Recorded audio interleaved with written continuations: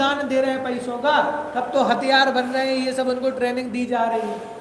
तो कहने का से कि ये तो बहुत दूर की बात है, हम यहाँ भी देख लें कितने क्षेत्र ऐसे हैं, कितने पात्र ऐसे हैं कि जिनको लोग बाग दान दे रहे हैं, लेकिन उनका क्या उपयोग हो रहा है वो फिर बाद में जब निकलती हैं खबरें तब हमें पता चलता है।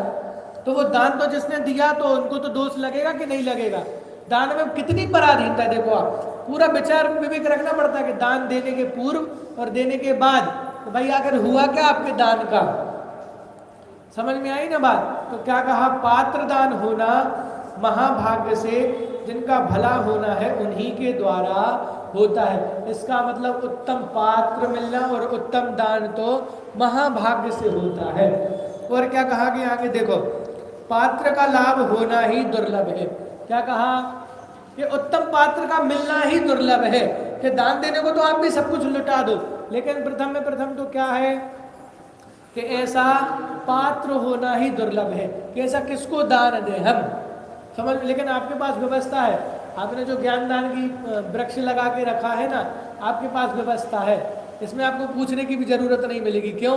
क्योंकि 5 साल बाद वो खुद ही आपको बताएंगे ना आके कि आपने ज्ञान दान दिया था तो आज मैंने ये किया है, अब मैं समाज के लिए ये करूँगा, समझ में है ना। तो ऐसे दान करो ना, फिर आपका दान खुद बोलेगा आके, यहाँ भाई हम वहाँ रहते थे तो बनाले लोग के सहयोग से ये चीज़ें होती थी, हमें मिला और आज हमने ऐसा ऐसा किया।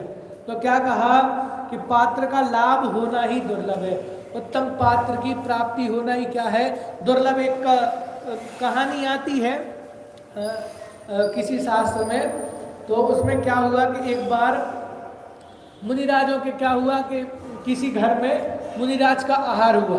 तो मुनिराज भावलिंगी थे, रिद्धिदारी मुनिराज थे। तो आहार होने के बाद पंचाश्चर्य हुए, रत्नों की वर्षा आदि जो कुछ हुए। तो एक वेश्या वहाँ थी, उसने देख लिया, क्या देख लिया कि भैया इनने मुनिराज को पड़गाया है, तो क्या हुआ, बढ़िया रत्नों की बरसात हुई है, तो मैं क्या करूँगी मैं भी चौका लगाऊंगी, मैं भी मुनिराज को आहार कराऊंगी। उससे क्या होगा कि भाई पंचाश्चर्य की बरसात होगी तो मुझे भी कुछ लाभ हो जाएगा। उसने बढ़िया दूसरे दिन क्या किया कि चौक आदि लगा, वहीं पे एक भाड़ रहता था। भाड़ मतलब तो बेस बदल के बेस छिपाते अपना, नए नए बेस धारण करते रहते हैं। तो उसको ये पता चला, क्या पता चला कि भाई चौके की व्यवस्था है और क्या करना है अपन को, तो मुनिराज बनना है। और मुनिराज बनने में करना क्या, कुछ नहीं करना है, पीछे कमंडल लेके चले जाओ, और वो भी लेके नहीं जाओ, रिद्धिदारी कौन पूछ रहा भैया आपसे, है ना, तो मात्र पीछे कमंडल चाहिए है। तो क्या हुआ, ये मुनिराज बन के क्या हो गया, वहाँ पहुँच गया। अब वेश्या के मन में क्या कि मुनिराज को आहार देना है, तो दूर से देखे तो पूरी विधि हुई, पड़ गया बढ़िया, ये क्या हुआ, अब वो आहार करने के लिए आए। तो आहार करने के लिए तो उसने खीर बनाई, किसने, वेश्या ने खीर बनाई। तो वो खीर का एक निवाला देती और बार बार ऊपर देखती, फिर एक निवाला देती, फिर बार बार ऊपर देखती, फिर निवाला देती, फिर अब क्या हुआ, इसका बढ़िया पेट भर गया, इसका आहार पूरा हो गया। पानी पी के फिर ये बोलता है, क्या बोलता है कि गंगा जी के तीर पर खाई खीर और खांड, जैसो धन तैसो गयो तुम बेस्या हम भांड। क्या कि भाई जैसा तुमने सोचा था वैसे ही क्या हो गया, जैसा तुम्हारा धन आया था वैसे ही क्या हो गया, तुम्हारा धन चला गया। इसका मतलब उत्तम पात्र का होना कितना दुर्लभ है। आप कल्पना करो कि उत्तम पात्र का दान तो आपका बाद में होगा, प्रथम में प्रथम तो ऐसा उत्तम पात्र मिल जाए आपको, ऐसा योग्य व्यक्ति मिल जाए कि जिसको आप दान दे सके।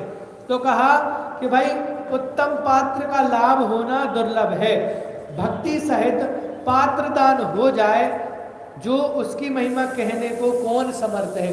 और क्या कहा, अगर फिर भी महाभाग्य के उदय से आपको उत्तम पात्र मिल जाए और उत्तम पात्र के साथ क्या हो जाए, भक्ति सहित पात्र दान हो जाए, तो उसकी महिमा कहने को तो कौन समर्थ है, अर्थात उसकी महिमा तो और कोई कह नहीं सकता। तो प्रथम में प्रथम तो पात्र मिलना सबसे ज़्यादा दुर्लभ है। पात्र मिलने के बाद भक्ति सहित उनका दान आदि या आहार आदि जो भी है वो भी होना दुर्लभ। अगर उत्तम पात्र और उत्तम भक्ति सहित आपका ये हो जाए ना, तो वो क्या कहा कि भाई उसकी महिमा कहने को तो कौन समर्थ है, अर्थात कोई भी समर्थ नहीं है। तो ऐसी त्याग की चर्चा हमने करी, शेष चर्चा आगे। ओम नमः शिवाय।